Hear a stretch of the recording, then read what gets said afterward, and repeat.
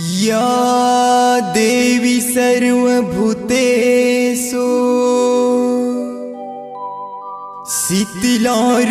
शीतलारूपेण संस्थिता नमः तस्यै नमः तस्यै नमः तस्यै नमो नमः।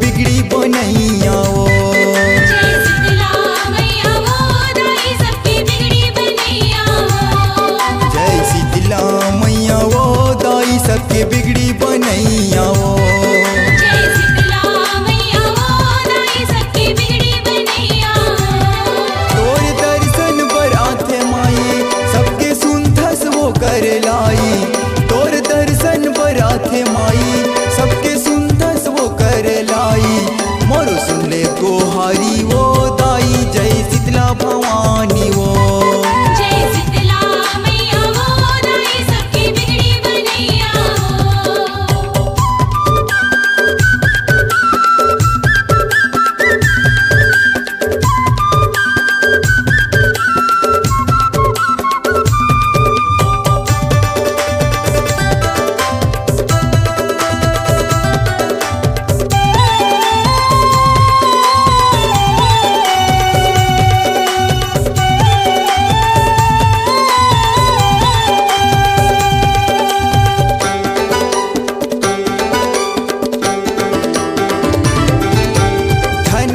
के हटवारा तीर बिराजे हवसो माई बिराजे हवसो माई बिराजे हवसो माई मोर गाँव के डिहडेहवारी तो ही ल जाने माई तो ही न जाने माई तो ही न जाने माई धनोरा के हटवारा तीर बिराजे हवसो दाई बिराजे हवसो माई बिराजे हवसो माई मोर गाँव के डिहडेहवारी तो ही ल जाने माई तो ही न जाने माई तो ही न जाने माई जय शीतला भवानी वो दाई तोर महिमा निराली वो जय शीतला मैया वो दाई सबकी बिगड़ी बनैया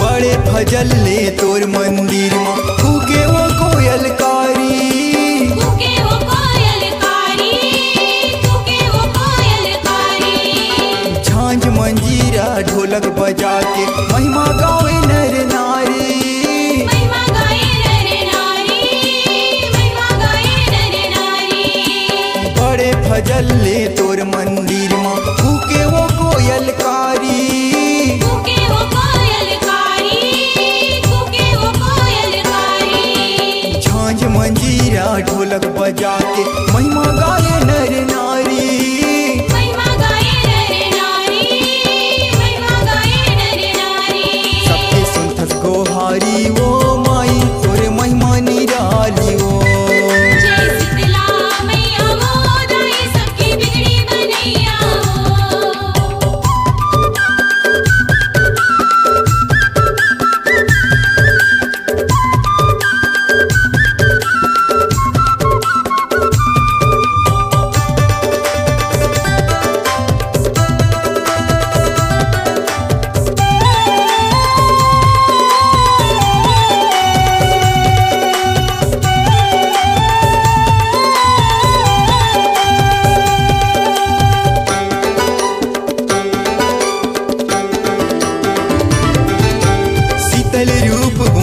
शीतला दाई राखे वो निर्मल छाँव माँ। राखे वो निर्मल छाँव माँ, राखे वो निर्मल छाँव माँ। 12 महीना दुख काटे वो माई सके वो पाप चाहो मासला। सके वो पाप जाओ मासला, सके वो पाप जाओ मासला। शीतल रूप मोर शीतला दाई राखे वो निर्मल छाँव माँ। राखे वो निर्मल छाँव माँ, राखे वो निर्मल छाँव माँ। 12 महीना दुख काटे वो माई सके वो पाप चाहो मासला। सके वो पाप जाओ मासला, सके वो पाप जाओ मासला। तोर शरण में आथे वो दाई सबके सुनथस कर लाई वो। जय शीतला मैया वो दाई सबकी बिगड़ी बनैया वो। जय शीतला मैया वो दाई सबके बिगड़ी बनैया वो। जय शीतला मैया वो दाई सबकी बिगड़ी बनैया वो। तोर दर्शन बराथे माई सबके सुनथस वो कर लाई। तोर दर्शन बराथे माई सबके सुनथस वो कर लाई। मोर सुनले गोहारी वो दाई जय शीतला भवानी वो। जय शीतला मैया वो दाई सबकी बिगड़ी बनैया वो। जय शीतला मैया वो दाई सबके बिगड़ी बनैया वो।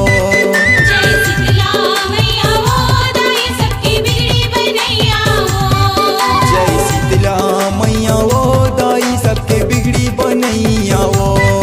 जय शीतला मैया वो दाई सबकी बिगड़ी बनैया वो। आलोरहीन दाई के अपार सफलता के बाद गायक भाई गणेश कुमार यादव और गायिका दिनेश राम हेतु संपर्क करें छत्तीसगढ़ी लोक कला मंच मोड़ सुरता के संगवारी ग्राम सवाला देव धनोरा जिला कोंडागांव बस्तर।